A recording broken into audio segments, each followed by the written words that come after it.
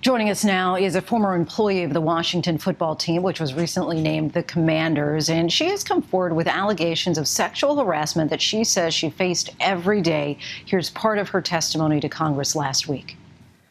I was told I wasn't allowed to wear flat shoes because he liked the way my body looked better when I was in high heels. My photograph was taken without my permission and passed to other executives throughout the team by my boss. Emily Applegate, we thank you so much for joining us tonight. Thank you for having me. So Commissioner Goodell announced that the NFL will independently investigate the new allegations against Snyder and not allow Washington to investigate itself. Is that an indication to you that the NFL is taking this seriously enough? Not at all, actually, because we've heard that before. They took over the investigation when we were participating with the Wilkinson firm, and we saw now that Dan Snyder and the NFL teamed up behind our backs, and they made sure that they were going to keep everything confidential against what they were explaining to us and against what we were asking. So I do not believe that this is going to be any different.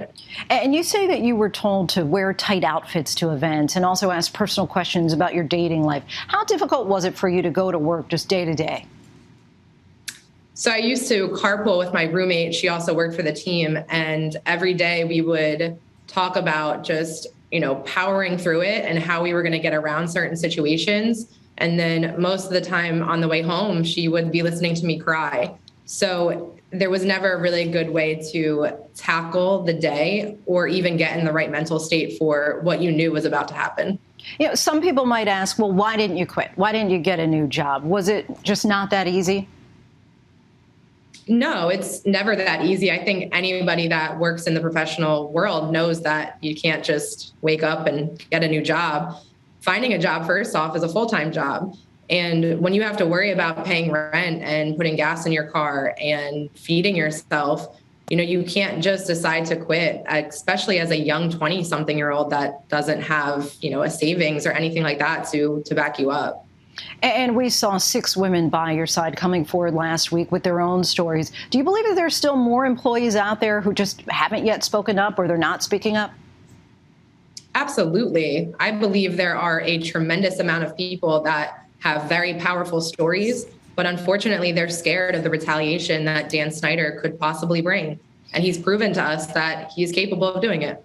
And just to be clear, you don't actually have specific allegations against Dan Snyder harassing you directly. You're just suggesting that this was an environment that he allowed.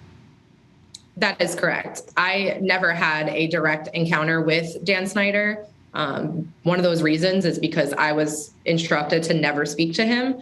So I never personally did. However, I know that the top of an organization trickles down to everybody in that building. And he was definitely allowing the behavior to continue.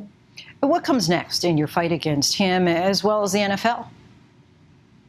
I think what comes next is whatever Congress is able to do to help us out. I believe that we're really moving in the right direction. And I'm hoping that first and foremost, the NFL decides to finally release that report. I believe that we all deserve to know what's in that report, not just the people that participated in it, but the people that are their fans, the people that go to the games and spend a lot of their hard-earned money putting into that team. They also deserve to know the person that they're supporting. And moving forward from that report, I believe that the next steps is for Congress to pass some legislation where they're going to protect employees in the workplace, and they're going to make sure that employees are never forced to sign any type of NDA, and that everybody is able to work in a safe and positive environment. And I'm also curious, in your opinion, do you feel that this should stop at the very top of the football team or even with the NFL? Should Dan Snyder not be allowed to own a team in the NFL any longer? I don't believe there's any space in the NFL for Dan Snyder. I don't believe there's any space in the NFL for Roger Goodell. I believe that these two men have proven time and time again that they're incapable of running organizations that promote the things that they pretend to stand for, like social justice and standing for women and all the things that they claim to care about. They proved that they don't. So I don't believe that they should be in any type of position where they're making powerful decisions and or inspiring kids to follow in their footsteps. In many cases, the NFL has made promises for a welcoming culture for women, but there are not many women in executive level positions across the league. Are there improvements that you feel the NFL must make in order to improve working conditions across the board for women? Absolutely. I think it'll start with a human resources department. And I think that because working in the NFL is actually a pretty small industry, a lot of people know a lot of people.